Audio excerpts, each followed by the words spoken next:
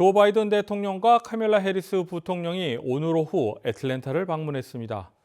이번 방문 배경에 대해 여러 해석이 나오고 있는 가운데 다음 주 마틴 루터 킹 데이를 앞두고 민권운동 시발지를 찾아 현재 상원에 계류 중인 투표권법의 조속한 통과를 촉구하기 위한 것으로 알려졌습니다. 조지아 주지사 출마를 선언한 스테이시 아브라함스가 이번 대통령 행사에 불참한 배경을 놓고 여러 추측이 나오고 있습니다. 보도에 김상은 기자입니다. 조 바이든 대통령과 카말라 해리스 부통령이 11일 오후 애틀랜타를 방문했습니다.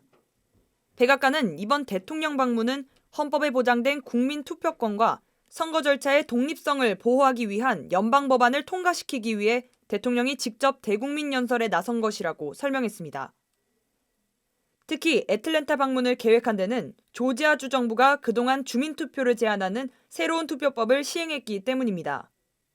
이번 바이든 대통령과 해리스 부통령의 애틀랜타 연설에는 제시 잭슨 목사와 해리스 목사 등 주요 민권 지도자들이 참석했으며 전국 도시연맹 회장들도 참석했습니다. 하지만 바이든의 이번 행보에 대해 반대하는 단체도 있습니다. 흑인 유권자 보호를 위해 창설된 블랙 보트스 매러의 클리프 울프라이트 대표는 몇몇 단체를 대상으로 바이든의 애틀랜타 방문에 동조하지 않을 것을 강하게 권장했습니다. 이에 아시아계 미국인 옹호기금 단체를 포함한 일부 단체들이 바이든 대통령의 이번 행사에 불참하겠다는 의사를 보였습니다. 울프라이트 대표는 이제는 유권자의 투표권과 자유권을 위해 행동을 할 때지 보여주기식 연설은 필요하지 않다고 단호하게 비판했습니다.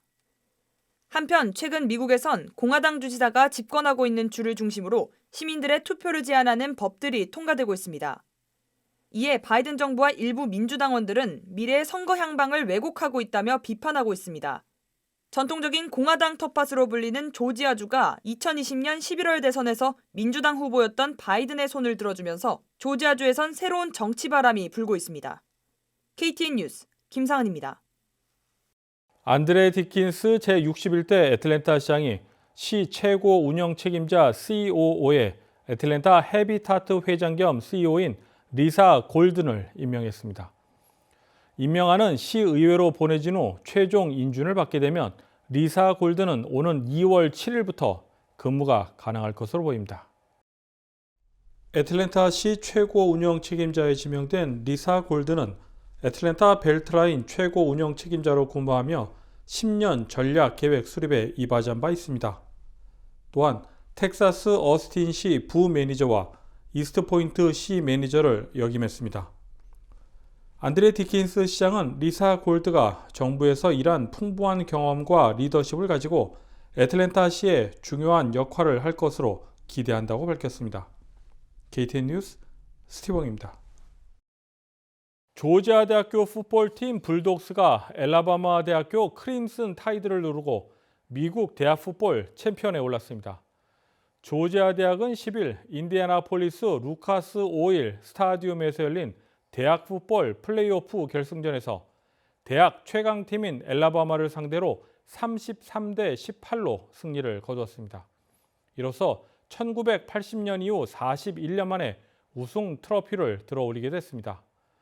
한편 조지아 대학교 풋볼팀은 오는 15일 애틀랜타 다운타운에서 이번 우승을 축하하는 퍼레이드를 실시할 예정입니다. 올해 세금 보고 접수가 오는 24일부터 시작됩니다. 연방국세청 IRS는 e-파일 또는 우편을 통한 소득세 신고를 24일부터 접수하여 4월 18일에 마감한다고 밝혔습니다. 세금 보고 접수일과 마감일이 코로나19 팬데믹 이전으로 돌아간 것입니다. 연방국세청은 e-파일, 즉 전자보고나 계좌이체를 이용한 납세자는 21일 안에 세금 환급금 수령이 가능할 수 있도록 한다는 방침입니다.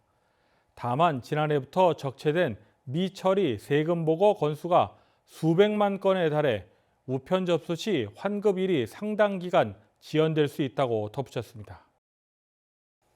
다음은 코로나19 소식입니다. 오늘의 코로나19 현황을 김상은 기자가 종합했습니다. 1월 11일 오후 2시 50분 기준 미국 내 코로나19 누적 확진 환자는 6,314만 6,549명, 누적 사망자는 85만 3,484명입니다. 어제 하루 동안 신규 확진 환자는 142만 1,763명 늘었고 신규 사망자는 3,509명 증가했습니다. 주변 누적 확진 환자는 캘리포니아, 텍사스, 플로리다, 뉴욕, 일리노이 순으로 많습니다. 주변 누적 사망자는 캘리포니아, 텍사스, 플로리다, 뉴욕, 펜실베니아 순으로 많습니다. 오늘의 조지아주 코로나19 현황은 집계되지 않았습니다. 이상 오늘의 코로나19 현황이었습니다.